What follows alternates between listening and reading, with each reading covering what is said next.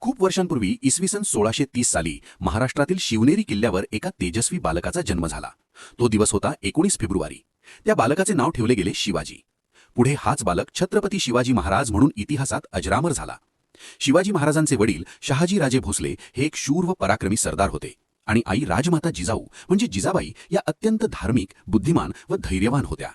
शिवाजींच्या बालपणावर जिजाऊंच्या संस्कारांचा फार मोठा प्रभाव होता.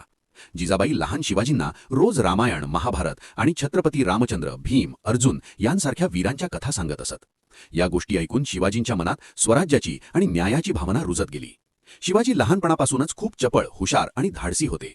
ते मित्रांसोबत डोंगर दऱ्यांत खेळत, तलवारबाजी, घोडेस्वारी यांचा सराव करत. किल्ले, मावळे आणि सह्याद्रीचे डोंगर हेच त्यांचे खेळाचे मैदान होते. शिवाजींना अन्याय अजिबात सहन होत नसे. गरीब व दुर्बल लोकांबद्दल त्यांना फार कळवळा होता. लहान वयातच त्यांनी ठरवले की आपले लोक सुरक्षित आणि स्वराज्यात सुखी असले पाहिजेत.